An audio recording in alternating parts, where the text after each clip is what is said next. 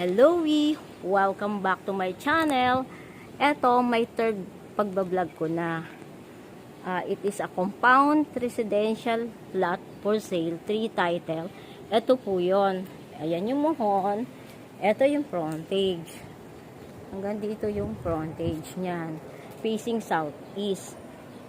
Yan. 3 title po ito. Ito po, yung 35 square meter. Ito, pagpasok natin. Yan, 35 po yan. Alam niyo naman kung gaano kalaki ang 35 square meter. Yan, ito po. Ito po yung 35. Yan. Yan ang 35. Yung may bahay po is 217 square meter, which is ito. Yan.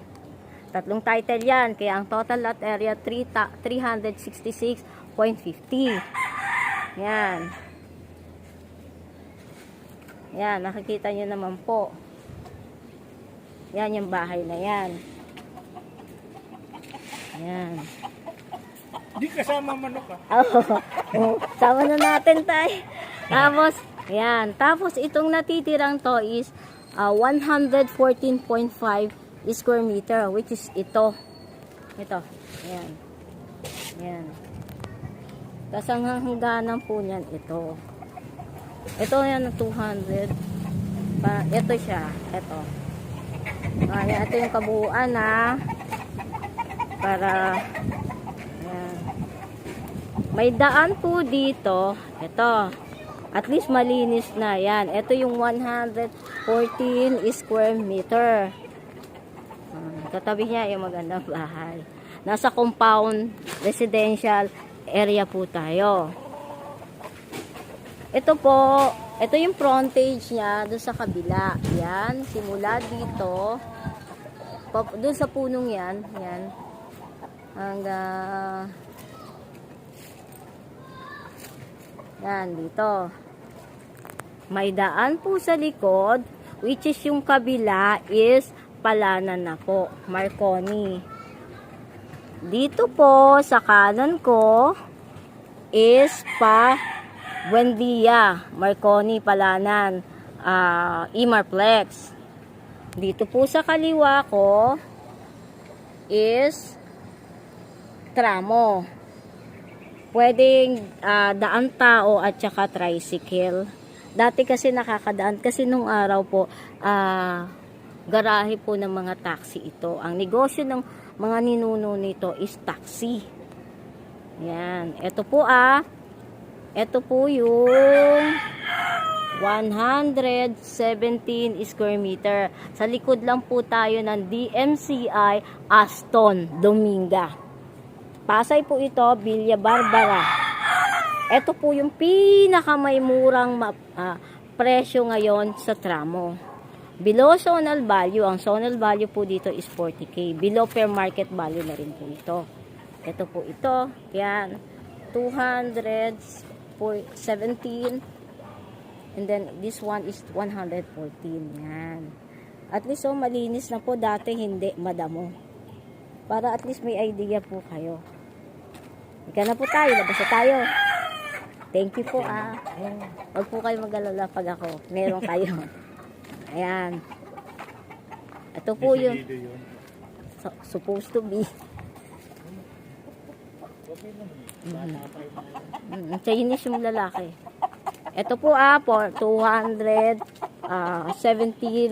square meter. Ayan. Ang ending nito yan. Maliit ang entrada, malaki pa loob. Ito po yung 35 square meter. Kaya hindi po siya pwedeng bilhin ng isa lang. Kasi mawawalan ng daan yung dalawa. Yan. Lalabas na po tayo. Yan. Ito po yan ha. Pwede pa dito to. Buksan to Kasi ito kasya dito ang kotse AUV.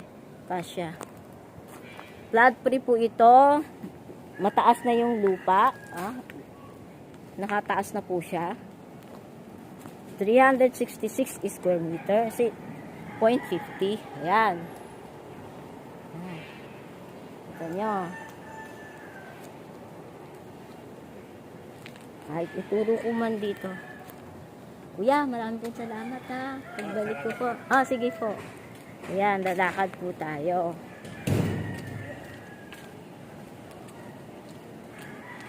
Maganda yung location. Kasi, nung araw, isang malaking lot po ito, compound, magkakapatid po may-ari.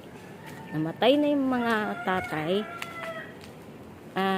Sa tatay po pala nila to. Tapos sinati-hati na lang sa magkakapatid. Familiar po kayo, Colayco pa. Justice Colayco, sila po yun.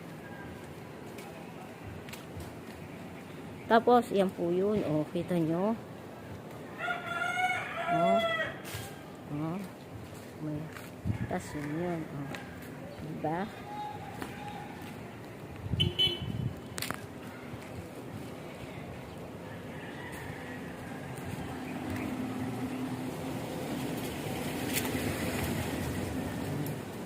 Ayan po. Thank you, kuya. So, ulitin si Kuya Cesar kasi tagal magbukas. Yan. Hanggang sa Buendia. Para. Kasi, basta,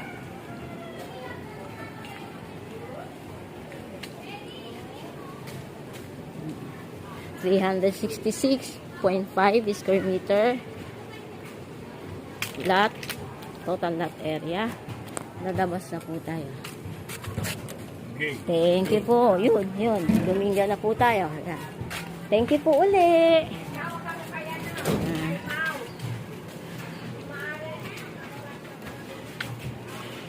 Ito yung tramo. Yeah, bye-bye. Ayan. Buendia. Ito po.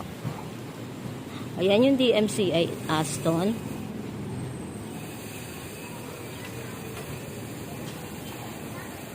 Ganda yung location. Likod siya ng DMCI. Mababa ng pinabibenta to ng una. Tatlong title. Isang 35, isang 217, isang 114.5 square meter. May daang tao, daan tricycle, motor, single motor. Ito po si Aston Condominium of DMCI. Ito po yung Villa Barbara.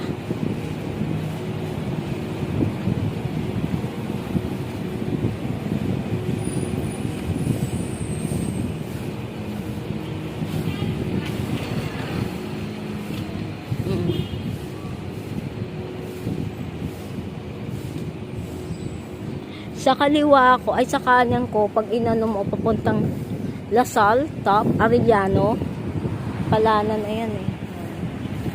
Aston Condominium.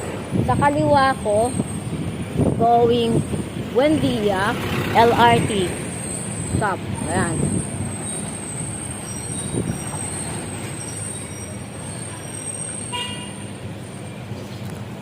Kung naghahanap kayo ng investment pang residential, this is it. Kasi mababa kasi ang zonal value is 40. Below 40 na po ito. Below zonal value na to.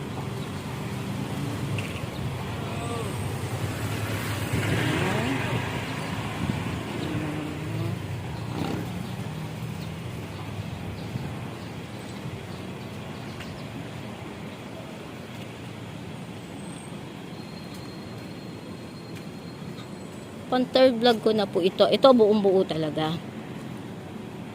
Loob para at least makita nyo.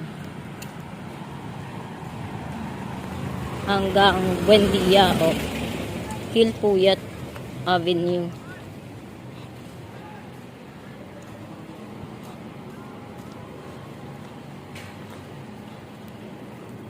Okay na yun. Kung pasok yung budget nyo, negotiable pala yun, slightly negotiable yung 366.50. Dito rin daan Dominga, Pasay, Top, Legat Pub. Oh, Dominga. Direct po ako sa seller. Dito rin, andaan. Palabas din ng top. May daan siya. Ayun, no? Ano na po yun? Buendia. Hilpuyat.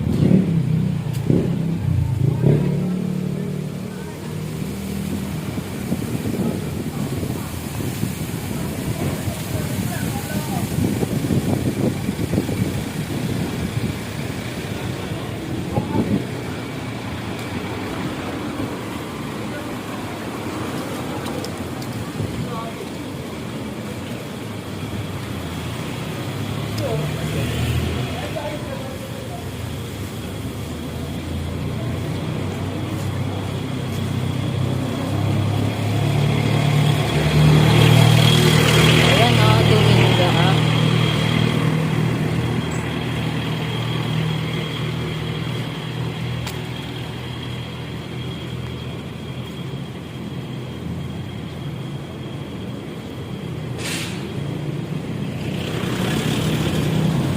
At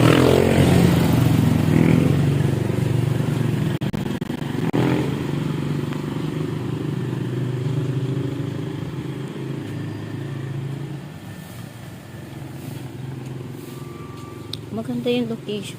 Hindi siya binabaha. 366.5, 35 square meter plus 217 plus 114.5.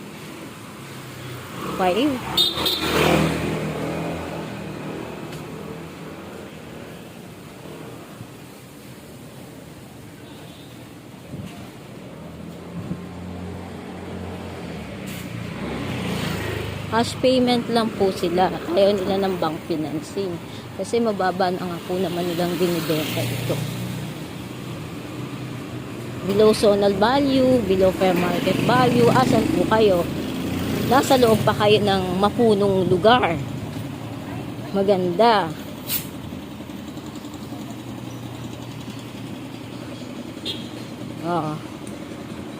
Sa kanan ko is pa LRT Hilpuyat, sa kaliwa ko going Makati Ayala. Lahat nandito na. May jeep pasakay pa Libertad Market.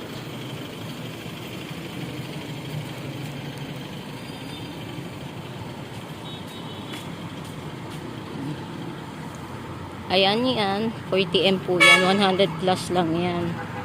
Pero 40M.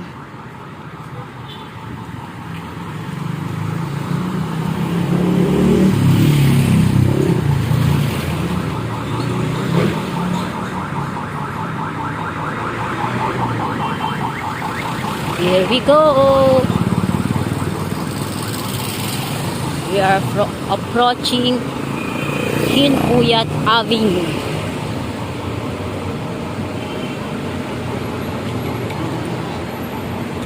Uncle John. This is it. Dominga. LRT.